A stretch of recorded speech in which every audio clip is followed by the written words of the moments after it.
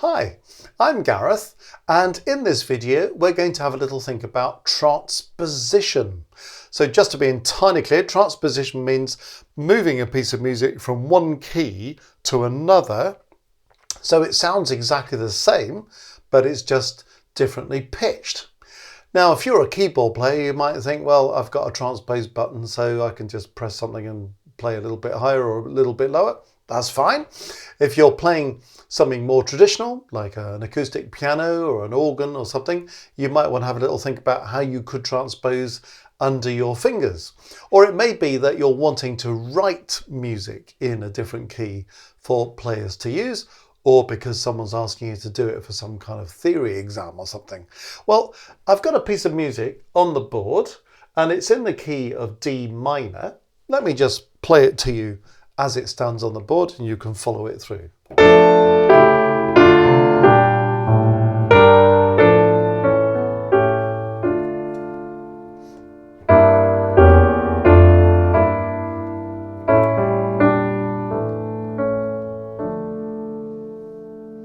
Okay, so it's just a handful of bars of a piece of music in 4 parts. I've purposely got something in a minor key because you have to deal with accidentals more in a minor key. I've purposely got a few extra quavers, 8th notes dotted about, so we have to deal with those as well. Now, let's think about writing it first. So if you had to transpose this, say somebody's asking you to transpose it up a tone, what would you do? And why would you want to do that? Well, first of all, if you've got to deal with instruments who have to play in the key of B flat because they're transposing instruments, so you're thinking about a clarinet in B flat, often the trumpet is in B flat as well. Well, then they have to transpose everything up a tone in order for it to sound at the pitch that everybody who's working at concert pitch, the printed pitch, is playing. So say you were wanting to do this bit of 4-part harmony with some assortment of instrumentalists, maybe singers as well, that's absolutely fine, but you had a trumpeter in B flat or a clarinetist in B flat and you wanted them to play that tune at the top. Well, what would you do? If you've got to go up a tone, you say, well, I'm in the key of D minor in this piece, because D minor has got 1 flat. You can see the first chord is D minor, the last chord is D minor. We've got lots of C sharps dotted about the place. We've got a few C naturals as well. All that is saying we're in the key of D minor. Actually, for transposition, even if you thought, well, I don't really know if I'm in D minor or not, even if you thought, well, 1 flat could indicate the key of F major, when you transpose, it will be absolutely fine. So if you're in F major and you went up a tone, you would go up to G major, a tone, 2 semitones, so you go up 1 to G major. Or if you're thinking in D minor, you would go up a tone to E minor. So the first job is to sort out your key signature. So we might have 1 flat in the key of D minor, but if I'm going up a tone, I'm now in the key of E minor, and E minor has 1 sharp, F sharp. If you're not sure about keys, then have a look at our video on the circular fifths, which explains exactly how keys work, and then all this will make a bit more sense to you. So once we've got this thing sorted out, so we've got an F sharp in the key signature instead of a B flat, then we're in a position to go up a tone. So let's just start thinking about what we would do with this melody if we were going to write it out up a tone. So I'm going to put my treble clef in first, obviously, and then going to put my new key signature. So we're going up a tone to E minor, so we've got that. Obviously we're still in 3/4, nothing changes. And all I'm going to do is take every single note and go up 1. So that was A, so it's going to become B. G becomes A. F becomes G, bar line, G becomes A, B becomes C. Watch out when you're doing written transposition on the matter of stem direction. You notice that B is on the middle line, so the stem could go up, it could go down if you were just in sort of normal writing a melodic line. If you're just writing a melodic line, say you were writing for the trumpet or the clarinet, that's above the middle line, so the stem would go down. All the stems are going up here because we're sharing the soprano and the alto part on the stave. So the soprano part stems go up, the alto part stems go down. If you're writing as a single line, then you follow the conventions of middle line, stem could go up or down. Above the middle line, stems have to go down. Below the middle line, stems have to go up. But that's it. But you see what I'm doing? I'm just putting all these notes up one. And so we go on. So I'll just do the first phrase just to show you how that works. All right. So there's the first phrase that's going up a tone. Simple as that. Now, the only thing you've got to think about is what happens with any accidentals. Now, in this top line, there's only one accidental, and it's here. So you see that C sharp? Well, when you come to that note, you'll write C up one to D. You can't just assume that because that's C sharp, this is going to be D sharp. It might change because sometimes that happens when you're going from one key to another. We'll have a look at that in a moment. But the way to check it out is this, just to say, well, okay, that's now got, we've got a C sharp there. What was that note in the original key signature? Well, B was flat, but it tells us that everything else was natural. So C was natural. What did we do to C natural to get C sharp? We pushed it up a semitone. What was D in the original key signature here? Well, F is sharp, everything else is natural, so D is natural. So I'm going to do to this D what we did to that C. What did we do to C natural? We pushed it up a semitone. So what are we going to do to this D natural? Push it up a semitone, and it becomes D sharp. Now, why am I witching on about this? Say you wanted to go the other way. For some reason, you wanted to transpose the melody down a tone. Well, you do exactly the same thing, but you'd say I'm in D minor. So if I go down a tone, that's going to take me to C minor. All right, so if you were going to write it in C minor, you would this time have 3 flats. And again, you can consult the circle of fifths if you're a little bit unsure about that. You'd then write all these notes down one. So G, F, E flat, F, A flat, G, F, E flat. But this time, when we come to this note, all right, that C is going to become a B. And you don't just think, oh, well, that was C sharp, so this is going to be B sharp. Remember how we did it? We said, what was this C in the original key signature? C natural. What did we do to it? We pushed it up a semitone. Now, what's this B in the original key signature? It's actually B flat. So if I push B flat up a semitone, what happens to it? It becomes B natural. So that's interesting, isn't it? Because looking at that note there, C sharp, if I'm going up a tone, it becomes D sharp. But if I go down a tone, it becomes B natural. You see why? Because it was B flat in the key signature, and I need to push it up a semitone to match what happened to that note there. So that's a little bit on written transposition. So anybody who wants to set about transposing something by writing it down, that's fundamentally how you go about it. And we've got other videos out there that explore transposition for people who need to write it in more detail. The other thing that I really want to get to in this video, though, is what about people who want to look at something like this and just want to play it? And various people need to be able to do this. If you're an organist, you're frequently asked to transpose things for all sorts of reasons. Certainly in my organ playing career, I've met hymns in hymn books that are really too high for people to sing, so you end up transposing them down to make it a little bit easier. Or somebody's relative comes to sing at a wedding and they find that actually their piece of music is a bit high for them that they're going to sing, and so they want you to transpose it down. Or somebody's relative turns up with a trumpet and the trumpet's in B flat, so you've got to transpose the organ part, otherwise it's just going to sound terrible. So organists often have to transpose, but other people do. Horn players in orchestras, for example, have to transpose a lot of the time. So lots of musicians have to transpose. Certainly if you're a keyboard player, If you're playing a keyboard and you've got a transpose button, go for it. I have to say, from my generation of doing this, I was brought up without transpose buttons. I find them very confusing because I find it difficult to play a chord of D minor and have it sounding as E minor. I would actually rather transpose it so that what I'm playing relates to what I'm hearing. But that's probably my own little sensibilities coming to the fore there. Now, if you want to read this at the keyboard, it's pretty difficult if you do it this way. So say we're going to go up this tone to E minor.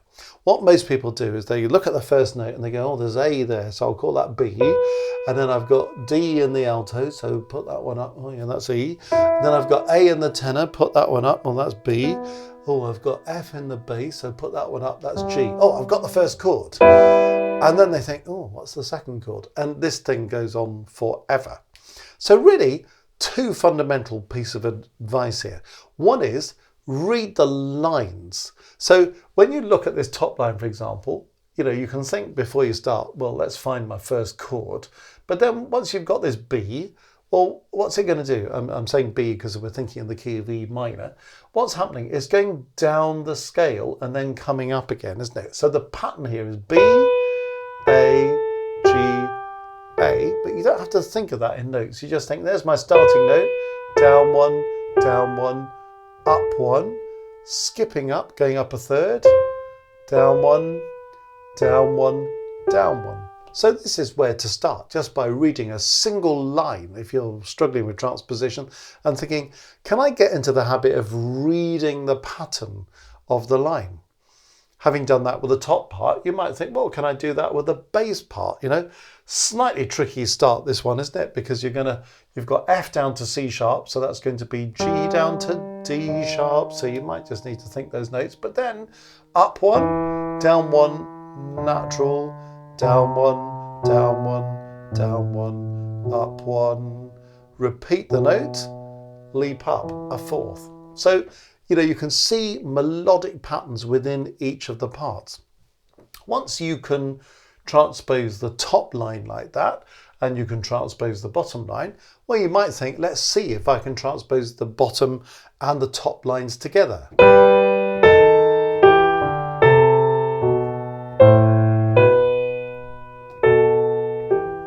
And carry on like that. So start with one line, usually the top line, then work on the bass line, then try and put the two of them together. So you get into the habit of reading the lines kind of horizontally, and you see the pattern of progression. When are we moving by step? When are we repeating a note? When are we leaping? If we're leaping, what's the interval? Can I get good at spotting when I'm leaping a third or a sixth or a fifth, so that I can just sort of think, well, I'm going up a fifth in the key of E minor, rather than thinking, oh, crikey, there's some big leap. What is it? And what would that note be in the new key? That all takes far too long. You can try it with the other parts as well. You could just try thinking, well, let's just see if I can deal with the alto part. Maybe do the alto part with the bass part. Just the tenor part. Do the tenor and the bass part. You can work on permutations of things. Then you could think, well, what happens if I just try and take the top three parts and transpose them? So you gradually build up to a situation of reading four parts. What I often find keyboard players struggle with is they go from no experience of transposition whatsoever to trying to transpose something like this. Well, that's kind of, running before we can walk, isn't it, really? So the walking process is, can I deal with a single line on its own? Can I deal in two parts? Can I deal in three parts? And then can I deal in four parts? And it's amazing how that gradually builds up. But training the eye to read these horizontal lines and seeing what's going on. And also read what's going on between parts. So if I take the top and the bottom part here, I start on here in E minor. The top part's going down by step, so that's sort of okay. I need to think about the bass because that's leaping down. But then they walk towards each other. Then the bass moves down and then they walk away from each other. And the bass moves down. They're going away from each other again, but the right hand is leaping up a third. Then they step towards each other. The bass repeats while the right hand comes down one. The right hand comes down one, the left hand leaps. So can we see that fourth? So reading intervals and also just seeing what is the pattern, not only of a single line, but how do two parts kind of relate to each other. And really, the most important thing when you're trying to read in 4 parts is to be as accurate as you can with the top part and the bottom part. Because, to be honest, even if you have to guess some of the middle parts, chances are, if you've got the top and the bottom right, you may well make an intelligent guess, which either will sound good, even if it's not right, or actually will be the only thing that really does work between the top and the bottom. Because quite often in 4 parts, there's a limit to the possibilities of what might happen in the alto or the tenor part. So that's a kind of way into this. Now, I said there were 2 things, so that's one, just kind of reading these horizontal lines. The other thing then is, how well can we read the chords? Now, this is something that people struggle with, but it's amazing how you can develop a kind of fluency in doing it. Now, there are different ways of talking about chords. So I could say, well, if I look at the original plan in the key of D minor, this is chord 1B, and it's followed by 5-7B, and it's followed by 1, and there's a passing note, and so on and so forth. You may find that that's a good way to read it, because that your experience with Roman numerals is well developed, and you can just think those Roman numerals in any key. That's absolutely fine. So that's one way of doing it. Some people may have more experience working in figured bass. So you might think, okay, well, this is a 6-3 chord that we would call 6 when we're working in figured bass. Then you might look at the next chord and you think, well, you know, that's a 6-5 chord. Then you might look at the next one and say, that's a 5-3 chord that we leave blank. Okay, so figured bass is your preferred option. Think about that. There'll be people watching this thinking, figured bass, what's that? Don't worry about it. If you've not come across it, we'll look at that on another day sometime. But there's another way of doing it. In many ways, I think the easiest way of thinking in chords is actually to label the chords so you know what they are. So for example, this is a D minor chord. And if I write /F, it's a D minor chord with F at the bottom. This is an A7 chord /C sharp. So it's A7 with C sharp in the bass. This is a D minor chord. Now, the advantage of that is that if you can do a little bit of a combination between reading these chords and reading these horizontal lines that we were talking about a moment ago, those 2 things then begin to interact with each other with a bit of practice. Now, Rome wasn't built in a day. You're not going to conquer this immediately, but as a means of practicing it, this is what I'm suggesting, a bit of technique for doing that. So if you can read these chords, well, you can think, if I'm going to go up a tone, well, instead of it being D minor over F, it's going to be E minor over G. Instead of it being A7 over C sharp, it's going to be B7 over D sharp. Instead of it being D minor, it's going to be E minor, and so on. So you can just sort of think quickly, what are these chords? If you can think in chords, that's really going to help you. If you're struggling with that, well, you might want to spend some time just thinking, well, can I find a chord of D minor? You know, what does that look like? Well, there's a D minor chord. Can I put it in 4 parts? What are the different ways in which it might be presented? So I just get used to finding a D minor chord quickly. If that was up a tone and it was an E minor chord, well, can I find an E minor chord quickly? So I just get used to different ways of doing that. So I get really comfortable working with these chords. Because then you can look at that first chord and say, well, that's a D minor /F chord, or it's a chord 1B if you're working in Roman numerals, or it's a 6 if you're working in figured bass. And you can look at the pattern of notes, and you can also see what's happening in the intervals between parts. You sort of see that 3rd in the left hand, don't you, between F and A. You see that 5th in the right hand. So if it's D minor over F and you're going up a tone, so you're thinking E minor over G, well, what's E minor? What's G? Okay, now can I look at the pattern of that chord and say, well, there's a 5th in the right hand and there's a 3rd in the left hand? I've actually got my chord, haven't I? So it's looking for, not exactly for shortcuts, although I suppose it is a shortcut in a way, but it's looking for a way of transposing accurately without doing it where we started, where you're looking at every single note of the chord in turn, thinking, what is this note going to be when I go up a tone? Because if you don't think in chords and think in the new key, transposition will never be fluent.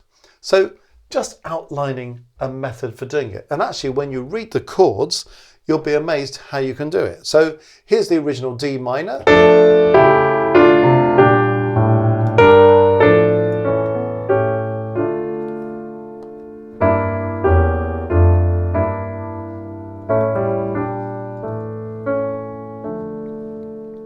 Now, I promise you I haven't got this written out in front of me. I've just got the original D minor, but I'm now going to do what I've just been explaining, thinking about the lines, thinking about the interaction of the lines. I'm going to read the chords. I'm going to look at the pattern of the chords, and I'm going to play it up a tone in E minor.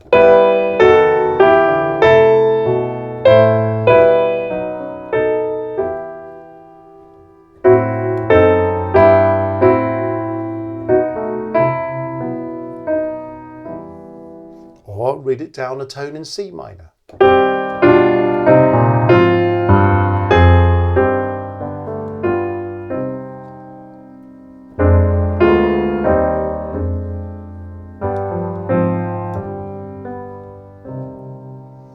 And once you can read the pattern, you can transpose further. So how about if I wanted to transpose up, say, a minor third into F minor?